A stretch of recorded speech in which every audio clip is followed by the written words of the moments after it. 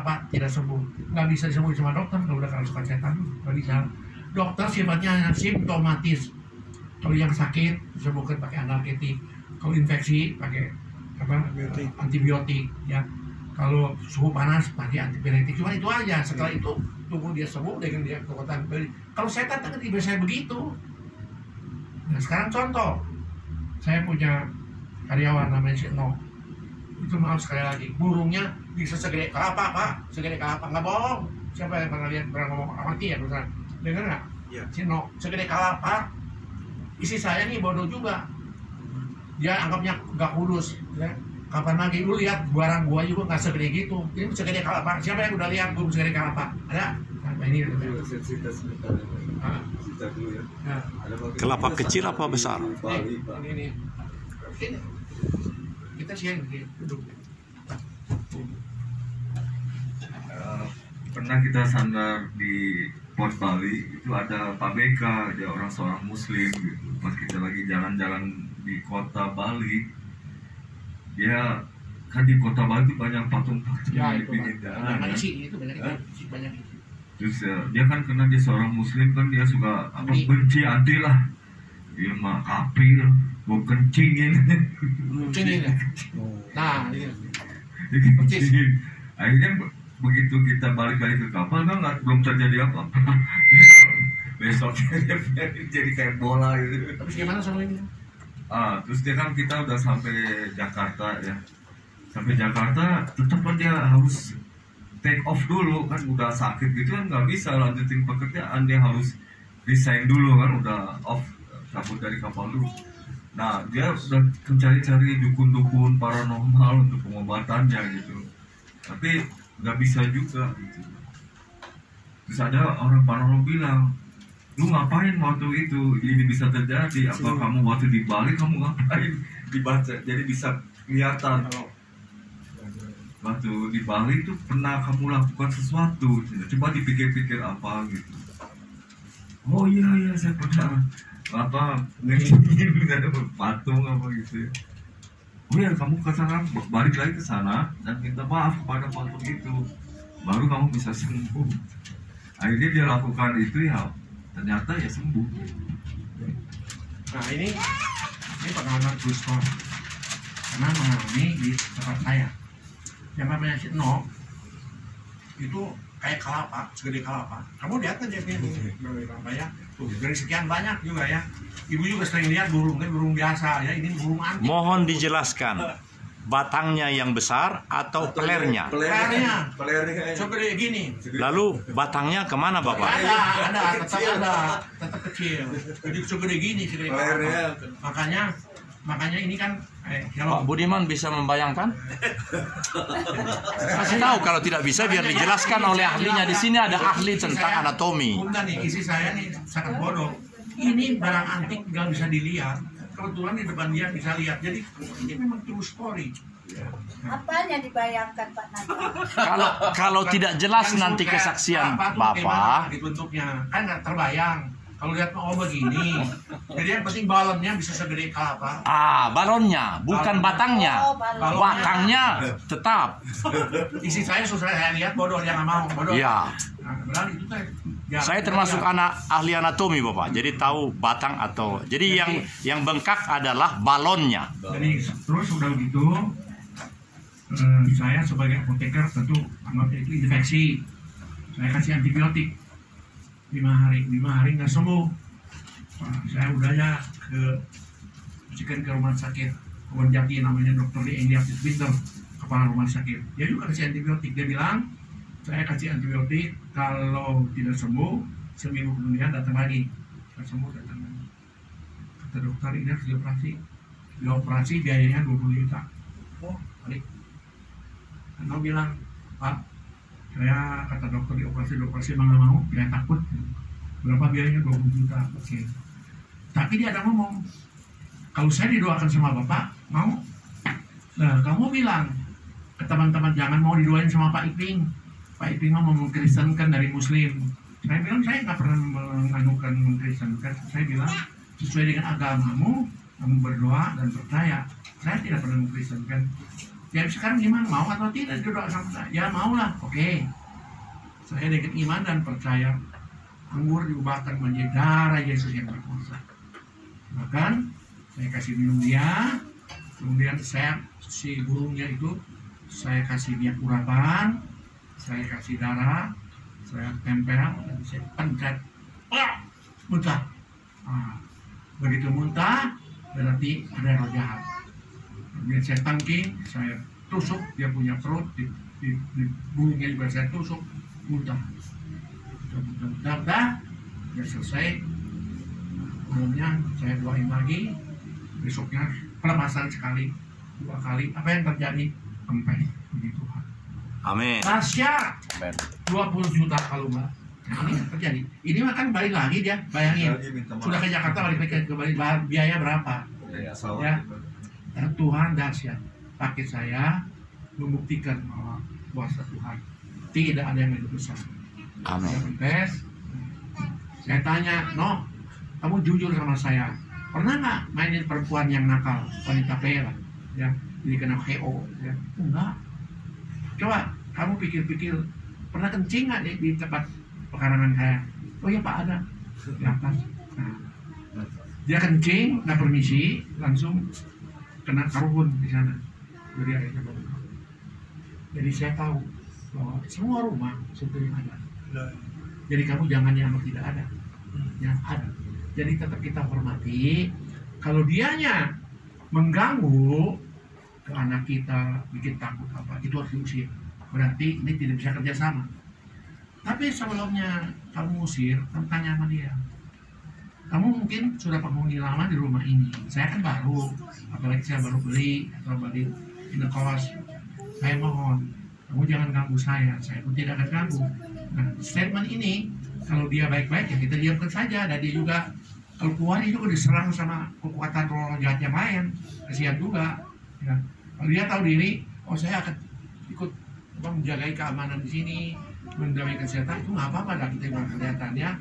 Jadi di dalam hal ini saudara juga jangan main, oh saya udah ada kuasa Tuhan, saya usir aja. Pokoknya ada roh jahat apa saya usir aja. Kalau begitu saudara ke Bali ya usir setiap rumah. Semua itu ada, kan ada suguhan. Saban hari aja kamu usir, gimana tuh? Apa nggak ngundang itu? Termasuk ngundang. Si ini dikencingin, dia tiba-tiba apa nggak ganggu kalau kencingin. Jadi saya kasih tahu kode etik. Kita manusia aja, mau dia orang Arab, mau dia orang Cina, mau dia, kita saling hormatkan, tidak ganggu ya. Tapi kalau begitu kamu menghina, nah mulai lah. Ya, demikian pun makhluk tidak kelihatan, tapi kita hormati dia. Yang penting dia jangan ganggu kita jangan mengganggu dia. Dan sekalipun Roh Kudus ada di dalam kita yang lebih kuasa, tapi begitu dia ganggu itu harus usir. Kalau kan mengganggu kita waktu kita berdoa bersemayam bersyukur ini, dia ganggu kerasukan setan. Nah, diam aja. Nah ini keterlaluan. Banyak saya bukakan kartu ya. Ternyata karena nggak bisa usir setan, saya nanya. Tiba-tiba ada jemaat kerasukan setan. Wah, apa tindakan saudara? Kita mau diapain? Bisa musir Bakolnya, sini nggak? Kalau seperti di itu, kebaktian ada orang kerasukan setan di kebaktian umum, jerit-jerit, Yusen khotbah, mau diapain tuh? seperti yang akan terjadi tanggal 17 Agustus. Caranya begini.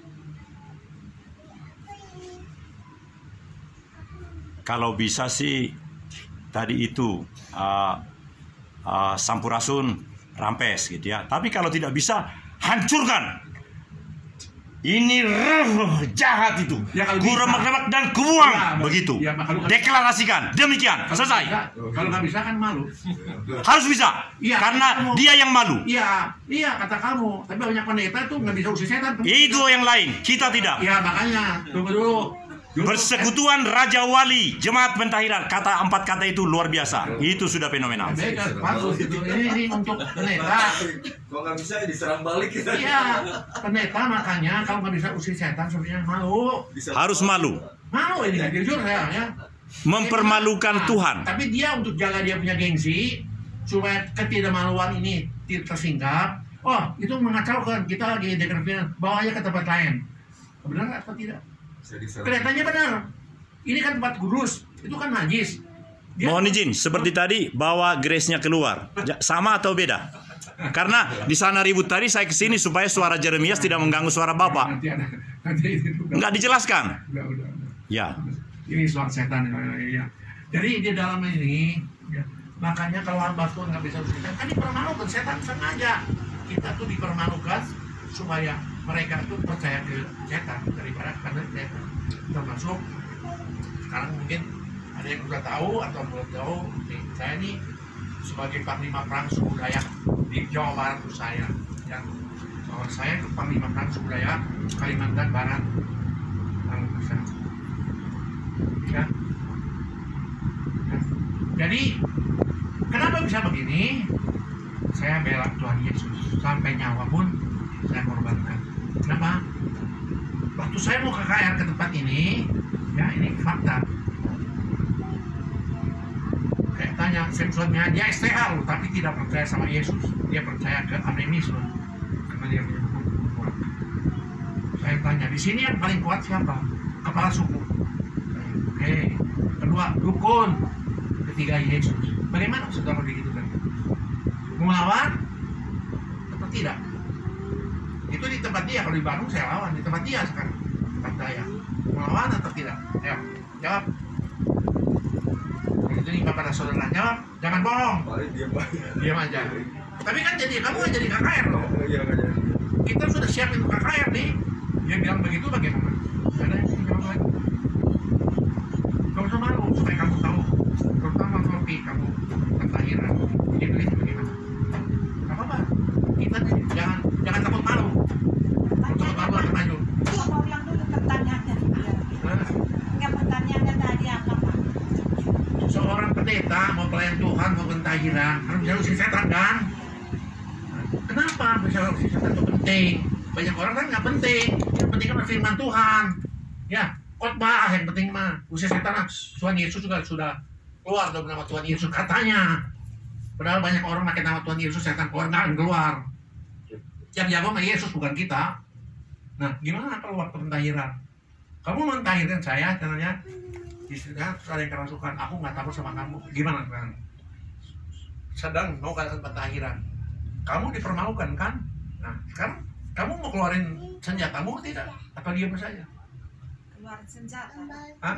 Keluarinlah kita yang kita doakan. Kalaupun nggak keluar, kan itu urusan Tuhan. Ya tapi nggak boleh begitu. Tuhan tidak mungkin urusan Tuhan dipermalukan. Tuhan tetap akan bekerja. Yang penting saudara Roti udah ada urapan belum? Makanya ini urapan sama pentahiran itu penting. Kalau seorang yang belum pentahiran, belum diurapi, jangan melayani Tuhan.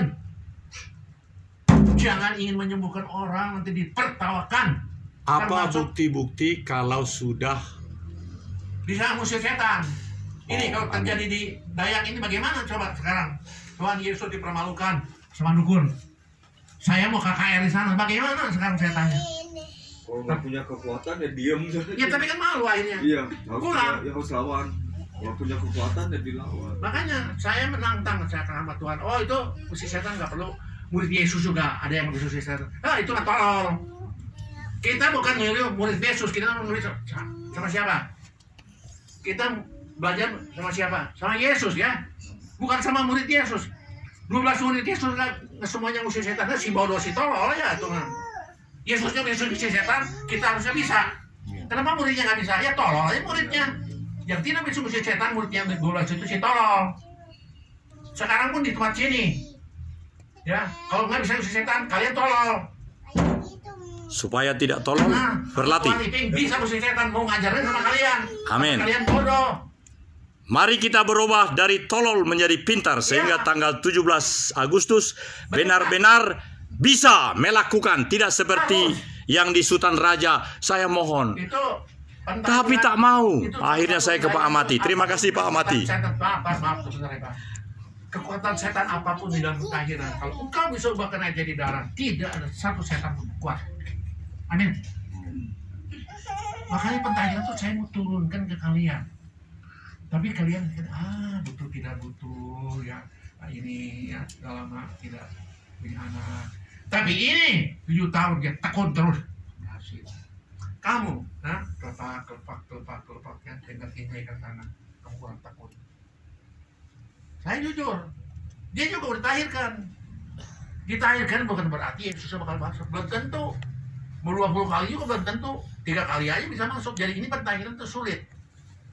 Apakah kamu sungguh-sungguh minta kuasa Tuhan, roh Allah masuk waktu pentahiran, bersihkan kamu punya dosa, dan tidak ada dendam, tidak ada kepahitan, tidak ada kesombongan. Sebab pentahiran itu harus mematikan diriku. Tidak boleh sombong, tidak boleh angkuh. Hati kekerasan harus hilang. Sebab kalau ada hati kekerasan berarti ada setan di dalamnya. Amin. Nah ini bisa nggak? Ini kan masalah hati. Makanya hati yang keras ini harus kita hancurkan melalui pentahiran ini. Air jadi darah, jadi bisa melepaskan hook-hook yang kita sombong, yang rasa kita pintar, yang merasa kita jago, yang merasa kita kaya, dihancurkan di dalam pentahiran ini. Setelah dihancurkan, baru engkau bisa mengusir setan. Pak Ipin, kenapa mesti setan susah-susah? Dukun juga bisa mengusir setan, betul, dukun bisa. Tapi dia setannya terbatas.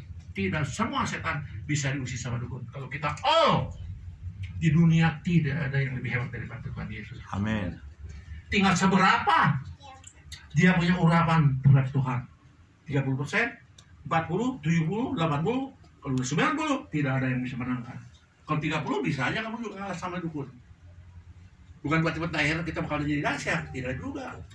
Makanya saya bilang kita harus terus melatih mendekati diri kepada Tuhan.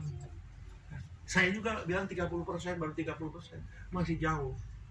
Kadang-kadang saya juga suka sombong. Kadang-kadang saya juga suka ngomongnya menyakitin orang, sengaja tidak sengaja. Ya, kadang-kadang tanpa terasa, kadang-kadang keluar kata-kata saya juga saya sombong. Gitu. Ya, tanpa terasa. Ya. Dan saya tiap nunggu saya ini profesor saya nggak pernah menunggukan itu ya. Semoga janganlah. Ya. Jadi tidak boleh sombong. Sebab Yesus itu lemah lembut. Ya. Jadi selama kita masih sombong, ya orang semua manusia itu sombong, memang itu biasa. Ada duit, legek, ya, ada kepintaran, sombong, punya posisi, sombong. Tapi setelah mengenal Yesus, jangan lama-lama kesombongan ini rugi. Setelah mengenal Yesus, kita harus cepat-cepat seperti padi, makin tua makin turun. Di situ berkat mulai turun. Kalau kita tetap sombong terus ke atas, berkatnya terus saja nggak akan ditambahkan, karena kamu sombong. Urapan bisa tambah kalau kita mematikan akunya. Mematikan aku kan luas. Tidak boleh sombong. Waktu dikritik orang tidak marah. Waktu di Pak Ibi sombong. Apa lo? Sombong. Waduh. Ngaku-ngaku katanya punya pelayanan hebat dahsyat. Sombong. Ini harus belajar terus. Kikis hati keakuannya. Ya. Nah, jadi dukun juga bisa usir setan, tapi dia terbatas. Dia sistemnya dukun ini lawan ini, kekuatan diadu terus, siapa menang siapa kalah. Tapi di dalam nama Yesus tidak ada satupun kuasa yang bisa menangkan Tuhan Yesus Kristus. Dahsyat. Ini juga harus nempelnya benar, urapannya, kuasanya. Kalau enggak kita juga bisa kalah sama dukun. Nah, jadi pentahiran tuh udah kasih tahu ya, 3 in 1. Oke. Sekarang saya tanya sama Dorti. Kan saya sering katakan pelayanan kita ini di sini kita mau seperti Yesus ya. Mau seperti Yesus. Amin. Amin. Bukan seperti pendeta apa. Tidak. Saya jujur, seumur hidup saya sekarang hanya satu yang saya kagumi. Yang namanya hamba Tuhan Smith Wigglesworth. Ibu umur 87 tahun berbangkit orang mati. 25 orang. Hebat. 25 orang mati dibangkitkan. Nah, apapun yang terjadi mujizat itu luar biasa. Matinya juga sering khotbah. Tapi saya tidak boleh ngagungin dia. Saya tetap kagumnya kepada Yesus. Ya. Sekarang balik. Apa Tuhan Yesus melakukan pentahiran enggak? Di mana ayatnya? Daniel. Tuhan Yesus melakukan pentahiran. Ya, tapi ayatnya lupa karena umurku sudah 65. Itu bukan alasan. Ini kurang jujur. Kalau yang jujur tuh, saya belum tahu. Ini kurang jujur. Coba Daniel ya, saya maunya jujur jadi hebat. Ada yang tahu? Ada yang tahu? Ya oke.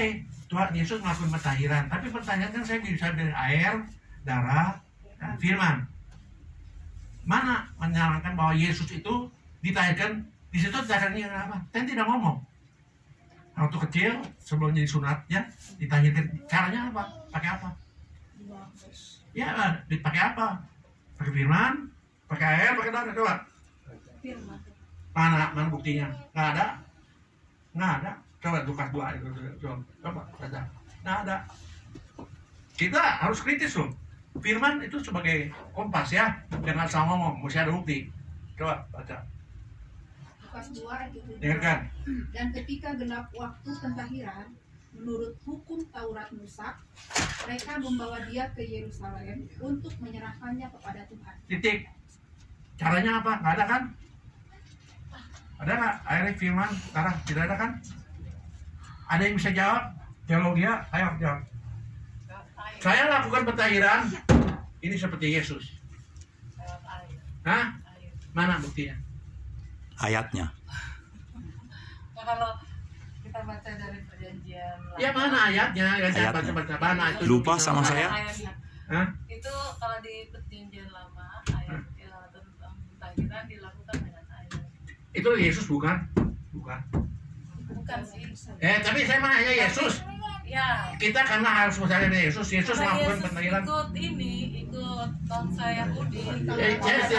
Saya tidak mau bangsa Yahudi. Itu pentahiran juga terjadi di Yeskiel ya. Yeskiel 36. Siapa yang melakukan itu? Hamba Tuhan Elisa. Ya, Elisa yang melakukan pentahiran. Elisa pentahiran Naaman. Bukan Yesus loh. Bukan Yesus. Tapi saya yakin Yesus tuh melakukan pentahiran untuk dia. Kehadirannya mungkin sudah mentahirkan. Hah? Kehadirannya dia sudah. Ya tapi itu kan nggak bisa logis. Ya kan, Yang logis ini mah bahwa Yesus tuh melakukan air, firman dan darah. Ayo, kan bayi masih ya, nggak tahu kecil. iya pasti pakai air dibandingin apa pakai air. Cuma air saja. Iya. Ada Yesus juga terakhir dari darah. Ada Yesus yang firman. Ayo, teologi keluar. Saya maksudnya nih. Pertanyaannya adalah bahwa Yesus juga ditahirkan dengan darah dan air firman. Di mana itu barang itu? Tanya nanti dulu, saya mau tanya dulu. Itu saya juga bertanya. Dia nih, tanya dulu nih, ayo. Nggak bisa jawab nggak? Saya yakin. Pak Budiman bisa jawab. Atau kalau tidak bisa ya bilang tidak bisa. Ada yang bisa? Saya jujur, teologi aja juga belum tentu bisa jawab. Ya, Elisa kan Elisa yang nyembuhkan Naaman, bukan Yesusnya. Sekarang Yesus sendiri melakukan pentahiran air, darah, dan firman. Mana buktinya? Penting kan? Penting. Jadi kamu melakukan pentahiran kau usah takut. Dan Yesus juga ditahirkannya pakai air, darah, dan firman. Kita karena nggak punya duit untuk menahirkan pakai darah mahal, ya, firman lama hanya pakai air di kolom. Kita melakukannya. Jadi Yesus itu sudah melakukannya tiga-tiganya dengan air, dengan darah, dengan firman. Kita hanya dengan air. Yang abdul kan tiga-tiganya, betul nggak? Betul nggak? Kalau pentahiran dengan tiga-tiganya paling abdulnya, paling gitu. Mati bisa, mati nggak apa-apa, nggak bisa juga. Nih, saya maksudnya kalau ada Yohanes, belum tentu bisa jawab juga. Saya taruh, dia sudah ngarang buku pentahiran, tapi ini saya takutnya dia diserang di luar, lebih baik diserang sama saya daripada di orang lain, benar nggak? Kan kita mau orang sendiri. Ini maksudnya saya. Ada yang bisa jawab nggak? Olin? Sudah lupa ayatnya. Jangan udah lupa, nggak lupa juga nggak bisa lah. Ceritanya saja, cerita dengan darah bagaimana dengan Sudah pernah bahas dulu tapi Ya, coba sekarang ya. ingatkan lagi sekarang ya. Ini supaya nanti pentahiran kita sama siapa juga lawan, jangan takut. Dibalikin ya, nggak bisa apa-apa nanti. Kita mulai dari Efesus 5 ayat 26, coba baca. Efesus 5 ayat 26. Ini yang keras ini Pak. Nah, ini penting Pak. Ya, bacain. Efesus 5 Ayat 26. ayat 26. Coba. Saya hanya mengucapkan saja. Coba bacakan. Kamera saya arahkan kepada pembaca. Ya, sini. Keras. Kamu diam dulu di sini ya. Efesus 5 ayat 26. firman Tuhan, untuk menguduskannya sesudah ia menyucikannya dengan memandikannya dengan air dan firman. Siapa itu ya? Tuhan Yesus. Ya. Tuhan Yesus disucikan, dimandikannya dengan air dan firman. Tapi baptisan Roh Kudusnya kan belum. Harusnya kan 3, air, firman, dan kudus. Sekarang Roh Kudusnya belum. Mana lagi? Ini baru 1 ayat. Betul nggak? Roh Kudus ketika dia dibaptiskan oleh Yohanes. Mensucikan itu purification, berarti apa? Pentahiran. Ya, purification itu pentahiran, mensucikan dengan memandikannya dengan air dan firman. Yesus baru 2. Satu lagi, Roh Kudus. Di mana? Di mana? 1 Yohanes 5 ayat 6. Tadi 26, sekarang 1 Yohanes 5 ayat 6. Ayat 6.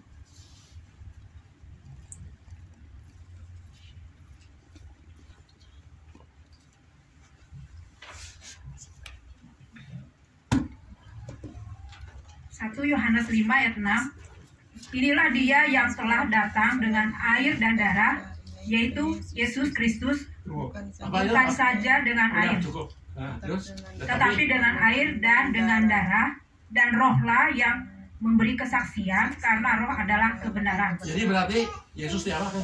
Dilahirkan dari mana? Air dan darah. Air dan darah. Tadi air dan firman. Jadi dia air, darah, dan firman. Jago kalau urusan teologi bisa ngomongin ini. Ini tidak gampang. Jelas nggak? Jelas nggak? Jadi kita kalau melakukan pentahiran nggak usah takut, Dorti. Yesus juga melakukan pentahiran. Kalau mengeluarkan ayat tadi Lukas, hanya yang pentahiran aja. Tapi dengan apa? Ini air, darah, firman. Ada ayatnya, catat ya. Ya. Nanti kalau nggak percaya, Johan datang tanya. Johan udah ngarang buku, coba tanya. Sepertinya ada di bukunya, Bapak. Tidak ada. Ada. Tidak ada. Tidak ada. Berapa tadi? 5. Tidak ada. Efesus 5 ayat. Ayatnya nggak ada. Mungkin ayatnya ada, tapi kesimpulannya nggak ada. Itu air dan Ngerti nggak? Pak, ngerti nggak? Ayatnya ada, Pak, pasti dimasukin ya. Tapi kenapa Yesus ditahirkan oleh air, darah, dan firman? Buktinya mana? Air, darah. Ini, kuping. Kalau bisa. Kuping. Jelas. Pentahiran dahsyat. Yesus juga pakai air, darah, dan firman. Kita firman nggak kuat, ya, bukan teologi. Anggur mahal, hanya darah, makanya diolah, murah, meriah. Makanya harus yakin bahwa Yesus juga pentahiran. Bukan berarti saya bertahir 5 kali saya jadi dahsyat, tidak bisa. Betul nggak? Roh Allahnya masuk, bisa lihat nggak air jadi darah? Nah, waktu saudara pentahiran, nanti kalau peran memang nggak jadi darah, berarti sudah ada indikasi bahwa saudara itu semula ditahirkan. Ngerti nggak? Tapi belum jago juga. Berarti saudara sudah mulai masuk. Nah, nanti kalau jagonya udah pentahiran air jadi darah, diuji. Kursi setan bisa diuji. Mujizat diuji. Ini hamil, jadi hamil. Makanya kita terus menyempurnakan kita seperti Yesus. Amin. Mas, kemarin ini nggak masuk polisi yang kemarin ini didoakan sama saya atau bukan? Masuk. Itu ya, yang Ya, Sianturi masuk kan? itu yang didoakan sama saya. Ya. Didoakan sama Pastor Iping dan Pastor Daniel. Benar apa betul? Betul? Bukan ini, bukan. Beda lagi. Sianturi, Samuel Sianturi. Bukan. Ini yang di Jambi. Yang kemarin ini yang bawa masuk polisi kan? Oh, masuk polisi. Ini Sianturi, Sianturi ya. Namanya Samuel Sianturi, sama dengan saya, Daniel Sinaga. Samuel Sianturi udah masuk, jadi saya senang. Ternyata doa keren. Doanya Pastor Iping juga keren. Makanya itu kan sebagai menguatkan kita begini. Amin. Ya. Tapi kita jangan boleh sombong. Ya, jangan. Aku sama Tuhan Yesus. Saudara harus percaya. Maka saudara keadaan begini kan bermasalah. Tapi saudara beberapa kali kan sudah kelihatan. Ada ceria, ada bisa menangkap urapan. Nanti berkatnya turun setelah urapan daerahnya bagus ya. Jadi Kapolri itu nanti Bapak Samuel Sianturi. Wah, senang saya. Kalau saya mati, Kapolri Samuel Sianturi. Itu namanya Tampu Bolon, saudaranya Tampu Bolon ini. Namanya siapa? Sinardo. Iya, Nardo. Aku juga doain tuh Bapak. itu nanti jadi profesor. Minta maaf. Ya, karena saya kan rektor, jadi bisa kasih istilah macam-macam. Sinardo namanya, Sinardo Tampu Bulu. Bapak bakal dipakai Tuhan luar Amin. biasa, ya, cuma hanya satu, akunya harus menenangkan. Bapak nih kadang-kadang mulutnya, maaf ya, jangan suka sombong. Nah ini mengurangi ibunya berkat. Terjun hati ya terus, keberanian ada dan mau belajar. Cuman kadang-kadang kepehnya ada. Nah ini mesti dibentuk dulu. Pentahirnya harus benar-benar yang bebas dari pentahiran diajak ke rahasia. Tapi ini banyak lawan. Kalau orang ditahirkan pengennya dia juga menahirkan ke saya, gimana tuh? Guru pengen ditahirkan oleh murid, gimana? Kalau enggak dia lain. Saya jujur, kalau orang lain marah loh, saya nggak apa-apa, pengen tahu dia bisa nggak melatih saya. Saya senang kalau bisa melatih Daniel, tapi orang lain marah loh Pak. Jadi juranya, nah ini kamu kurang bisa di sini, kurang bisa mengadaptasikan. Guru mau ngajarin murid, sekarang murid mau ngerapi guru, jadi ini kesalahannya. Ini memang dia udah guru sih, jadi dia merasa selewel. Piping 30%, dia 31%, dia memang lebih tinggi. Ya. Tapi piping itu setan.